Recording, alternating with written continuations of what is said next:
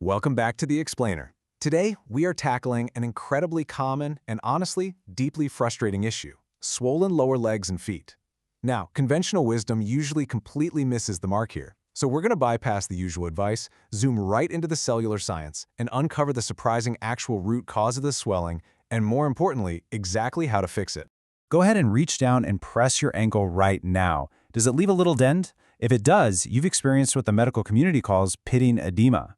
And if you try to Google this symptom, you'll almost immediately be told that it's a generic liver problem, maybe a kidney issue, a heart problem, or simply that you're eating way too much salt.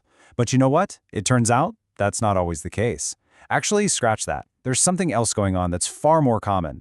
Okay, let's dive into this, debunk those myths, and uncover the true biological culprit. So, Section 1.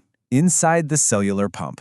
To really understand this swelling, we have to look past the major organs and zoom way down to the microscopic level. Inside your body right now, you have millions and millions of tiny mechanisms known as sodium-potassium pumps.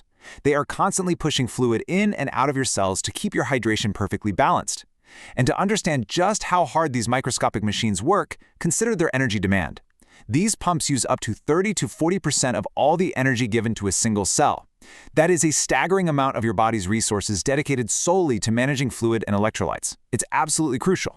But what happens when those vital pumps fail? Well, imagine a sump pump breaking down in a house during a massive rainstorm. Before you know it, you've got a foot of water standing in your basement. In your body, this exact scenario is called interstitial fluid retention. When the cellular pumps stop working, the fluid that belongs safely inside the cells just begins pooling outside of them. And gravity does what gravity does. It pulls that escaped fluid straight down, creating that severe, visible swelling in tissues like your lower legs, ankles, and feet. Moving on to Section 2, the sugar trap. If a broken pump is the mechanical reason for the swelling, what's the actual saboteur destroying it in the first place? It's not just a random malfunction. It turns out the true enemy here is high blood sugar. Let's use a vivid analogy to picture how this damage actually occurs. I want you to imagine a standard protein bar representing the protein in your blood, which is called hemoglobin. Next to it, imagine a sticky, gooey marshmallow representing excess dietary sugar. When your blood sugar levels spike, that sticky marshmallow sugar permanently attaches itself right to the protein bar. This permanent bonding of sugar molecules to proteins in your blood is known as glycation. And what's really interesting here is that if you've ever had an A1C test at the doctor's office, you've already seen this in action. That test literally measures a 3-month average of this exact glycation process. Because the sticky sugar is stuck there permanently until the blood cell naturally dies, this glycated protein effectively plugs up your circulation. It actively destroys the inside of your arteries and creates cellular leakiness, allowing all that fluid to escape the vessels. Plus, the sugar trap forcefully holds onto sodium while locking out potassium. And in the human body, wherever sodium goes, water immediately follows. But the damage doesn't stop at just fluid retention. Over time, this sticky, glycated protein physically damages your nerves. This leads to a really severe symptom called peripheral neuropathy, which you might feel as numbness, tingling, or a burning sensation in the bottom of your feet. This completely explains why you don't even have to be a full-blown diabetic to suffer from this. Even pre-diabetics, people who are just heading in that direction, experience this terrible fluid retention and nerve damage. All right, Section 3, powering the pump with essential minerals. Now that we've seen the damage, let's pivot and talk about the solutions required to get those cellular pumps firing again. 15.6. Do you have any idea what this shocking number represents? Well, an average person needs about 4,700 milligrams of potassium daily. Since one average banana has about 300 milligrams, you would literally have to eat 15.6 bananas every single day just to hit your basic requirement. Aside from being physically nearly impossible to eat, that many bananas would flood your body with massive amounts of sugar, which, as we just learned, completely defeats the purpose. So we clearly need smarter ways to fuel our bodies. Instead of sugary fruit, you can hit that 4,700 milligrams of potassium with things like avocados, massive salads, and berries. You also desperately need about 420 milligrams of magnesium a day, which you can get from pumpkin seeds and leafy greens. Magnesium is absolutely vital because it's the driving force behind the cellular energy that runs those pumps. And hey, if you simply cannot eat enough whole foods to hit these high numbers, using a high-quality sugar-free electrolyte powder is a fantastic way to fill in the gaps. Which brings us to Section 4, the ultimate fix, vitamin B1.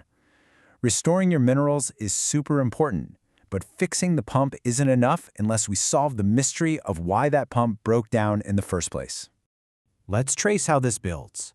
When sugar is consumed, it gets broken down into a smaller molecule called glucose.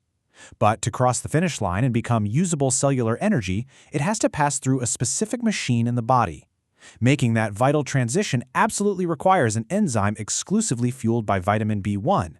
Without B1, that entire energy production line just grinds to a complete halt. Which brings us to a massive realization. Eating refined carbohydrates forcefully depletes your body's B1 reserves. When you eat refined sugar that doesn't have naturally occurring B1 in it, your body goes into a panic. It starts pulling B1 from your tissues, your organs, and your glands just to process the junk food you ate. Eventually, you run out entirely. This B1 deficiency shuts down your cellular pumps and completely removes your primary biochemical protection against glycation. Vitamin B1 is what keeps the sugar and protein apart. Once you exhaust your B1 on refined carbs, you destroy red blood cells and invite all that swelling right back in. So let's wrap this up with Section 5, the action plan. We've traced the problem from a swollen ankle all the way down to a microscopic mineral deficiency. Let's clearly summarize the actionable steps you need to take right now. Here is your straightforward prescription for success. Step 1. Supplement your electrolytes to ensure you hit that 4,700 milligrams of potassium and 420 milligrams of magnesium to power up those pumps. Step 2. Drastically increase your vitamin B1 intake to protect your delicate nerves and prevent glycation. And step 3, and guys, this is the non-negotiable step, you must completely cut refined carbohydrates from your diet to stop the swelling at its source. I have to warn you for sure, if you do all the right things but eventually let refined carbohydrates back into your daily routine, that ankle swelling is going to immediately return. So, we arrive at our final provocative thought for this explainer. You know exactly why you must cut refined carbs to save your cells, power your biological pumps, and finally drain that painful fluid retention. But do you know what delicious alternatives you should eat instead? Take this knowledge, start exploring entirely new, low-carb nutritional strategies, and take control of your cellular health today. Thanks so much for joining me on The Explainer.